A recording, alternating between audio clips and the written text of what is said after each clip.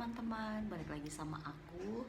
Jangan lupa subscribe, nyalain lonceng biar setiap aku update itu ada di channel kamu. Jangan lupa di like dan komen ya. Balik lagi nih teman-teman, sharing yuk sama aku.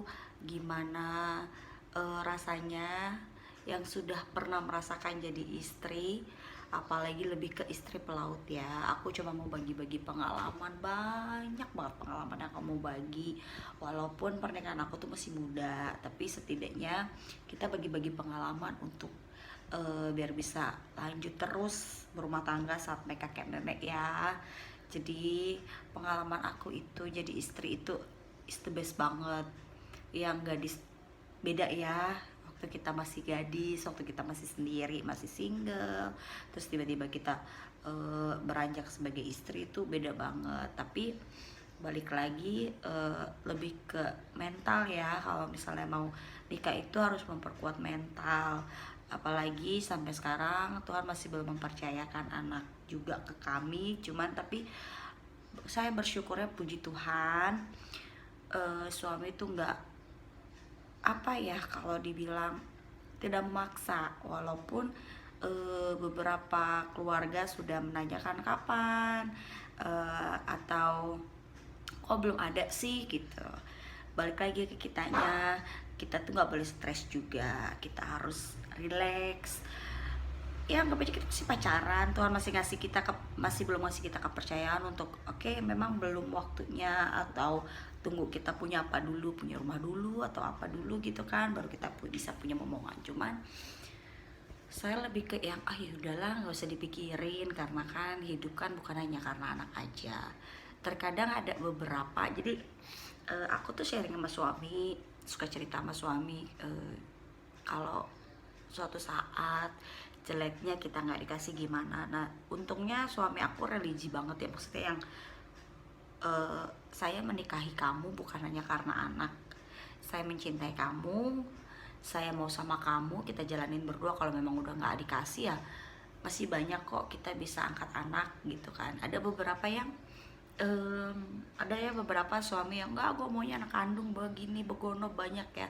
Tapi ya puji Tuhan, suami saya nggak kayak gitu. Tapi kalau memang ada yang kayak gitu, jangan lupa bawa di dalam doa, jangan lupa untuk berdoa setiap saat untuk suaminya dirubah, atau berdoa siapa tahu Tuhan kasih yang lebih baik buat keluarga.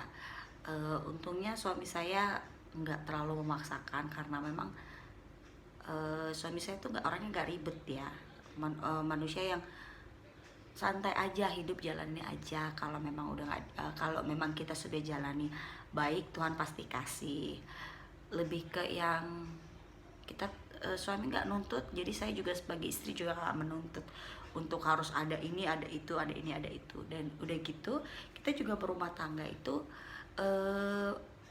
mengalahkan ego gitu kan, mengecilkan ego. Sekarang kebanyakan kalau yang namanya pernikahan, kata orang 1 tahun itu senang-senang, 1 sampai 3 tahun, 4 tahun senang-senang. Enggak semua seperti itu. Jadi setiap pernikahan itu laki-laki digodain oleh 3: harta, tahta, dan wanita. Bagaimana menyikapinya kita sebagai wanita, ya itu. Jadi kalau saya lebih ke, kalau sebagai seorang istri, saya berusaha menjadi istri yang baik. Tapi alhamdulillahnya, puji Tuhannya, suami saya nggak selalu ribet kalau rumah nggak terlalu rapi. Dan terkadang kalau misalnya mau saya capek juga, suami nggak yang kamu nggak pernah beres-beres, kamu nggak pernah rapi-rapi, kamu nggak pernah gini-gini. Lebih yang kalau kamu capek nggak usah dikerjain, kalau kamu ngerasa nggak bisa nggak usah, masih bisa ada besok, masih ada hari. Nggak mesti harus yang rumah nggak rapi, rumah nggak ini. Puji Tuhannya suami saya nggak kayak gitu banget. Jadi sebenarnya itu kita berumah tangga itu satu hal yang selalu saya tekanin sama suami saya, bahwa kamu menikahi saya sebagai istri kamu, pendamping kamu, teman kamu, sahabat kamu, adik kamu, istri kamu. Jadi bukan pembantu, jadi kita berumah tangga benar-benar namanya kita jalanin berdua. Di saat suami saya sekarang kan puji Tuhan sekarang dia sudah saya tidak izinkan lagi berlayar karena saya kapok. 1 tahun kemarin dia di penjara itu, 1 tahun saya udah kapok, saya nggak mau. Jadi puji Tuhan walaupun dia hanya kerja sebagai Gojek, tapi dia bisa bertanggung jawab untuk istrinya, untuk masa depan istrinya, walaupun saya juga pekerja. Jadi memang di kamus uang suami, uang istri, uang istri, uang istri. Tetapi terkadang kita lihat dulu apakah suaminya itu berpenghasilan banyak, yang sehari, yang sebulan penggajiannya 5 juta, 10 juta gitu kan. Ternyata kan tidak. Nah, posisi suami saya kan hanya Gojek. Jadi puji Tuhan kami tidak pernah ribut karena uang, karena kondisi keuangan, enggak. Jadi kami jalanin berdua, semuanya kita omongin bareng-bareng karena memang juga kan suamiku ini kan posisinya bukan apa ya, kalau dibilang keluarga broken home, dan dari saya juga dari kakek saya istrinya 3. Jadi kami benar-benar tuh jalanin semua tuh easy going ya, walaupun memang kadang suami saya bilang istri gue tuh cerewet banget kadang gitu kan, tapi namanya perempuan kan juga begitu, kalau nggak cerewet nggak sayang. Jadi ya gitu, jadi kita menjalani hidup itu apalagi di rumah tangga sama-sama turunin ego. Jadi di saat suami saya lagi marah saya diem, di saat saya lagi marah suami saya juga diem. Jadi jangan sama-sama tengkar. Kalau sama-sama tengkar, aduh kasihan piring. Karena saya udah pernah tuh piring saya dilempar sama suami saya sedihnya ampun banget deh, aduh ya ampun. Tapi yang dari situ saya pelajarin, dari yang selama 2 tahun saya berumah tangga sampai sekarang sudah menginjak 3 tahun. Saya kenal sama dia udah 5 tahun, 2 tahun pacaran, 3 tahun berumah tangga. Ada senang, ada nggak enak, ada senang, ada bahagia, ada sedihnya. Jadi bahagianya kita bisa sama-sama, kita lagi posisi butuh teman di saat cerita, suami saya bisa, suami saya juga lagi butuh cerita, kita juga ada. Jadi jangan pernah luangkan waktu untuk komunikasi. Sebenarnya ya pernikahan itu komunikasi lebih baik, bukan dalam arti komunikasi kalau misalnya di step overall suami saya aslinya cuek. Jadi kalau dia kerja ngegojek dia tidak akan pernah nelpon saya, tidak akan pernah ngabarin saya. Saya juga orangnya tipe kali yang cuek, kayak bodo amat gitu. Tapi kalau giliran di rumah ada aja gitu, kita sharing, kita cerita, kita apa, atau terkadang kita sibuk sama urusan masing-masing, handphone masing-masing, tapi kita pasti luangin satu waktu yang kita ya oke, kita ngobrol, oke kita bincang-bincang gitu. Dan salah satunya yang harus kita peganglah itu adalah kepercayaan. Bagaimana kita percaya sama suami kita kalau kita aja orangnya was-was. Dan jangan pernah ada pemikiran di otak kita bahwa lu lagi sama siapa, lu lagi sama cewek lain ya, lu lagi ini, lu lagi itu stop. Dan saya tipikal yang orang yang tidak pernah mengecek handphone suami saya, takut.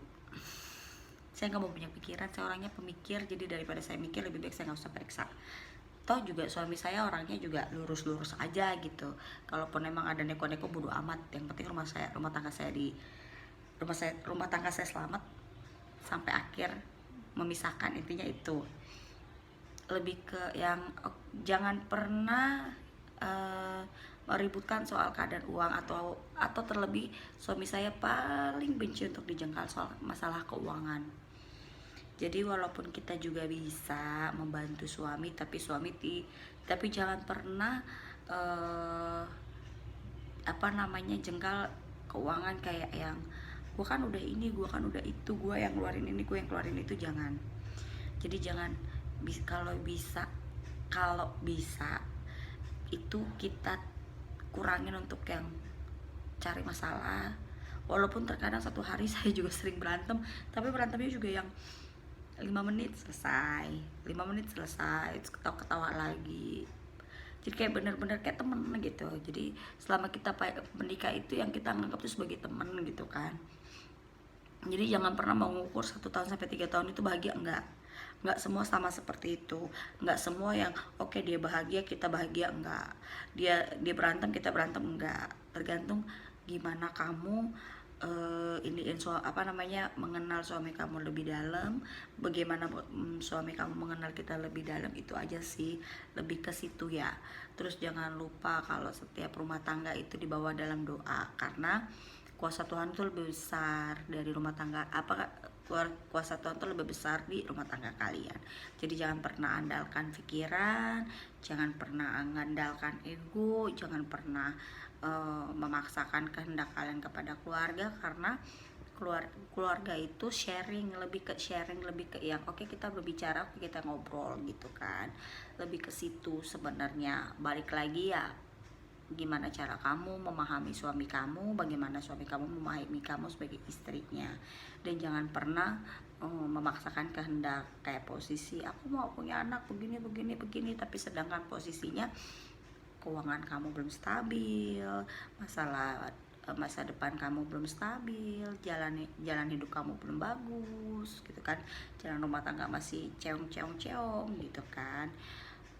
Saya juga pernah waktu saya belum setahun pernikahan, saya digodain sama pria yang oke, namanya kita kan kayak aku berangkat ke kantor, ternyata suami saya itu pagi-pagi sekali nganterin saya itu, jadi saya sampai kantor itu jam 6 pagi, karena kantor saya buka itu jam 8. Jadi saya duduk sebentar di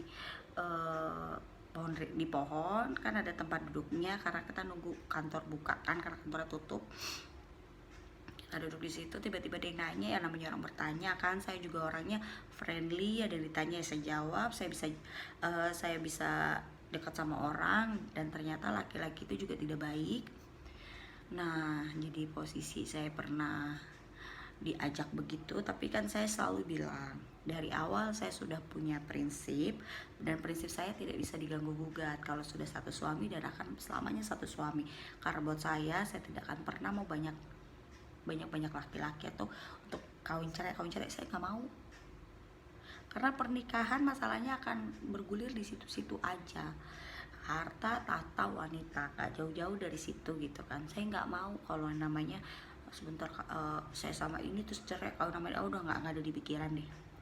Karena Tuhan udah kasih saya laki-laki yang terbaik, sangat baik, walaupun terkadang ada masalah yang harus kita hadapi, ini memang harus kita hadapi, itulah rumah tangga. Makanya balik lagi, kurangin ego, jadi tahu posisi di saat suami lagi marah, kitanya juga seperti apa. Oke, dadah.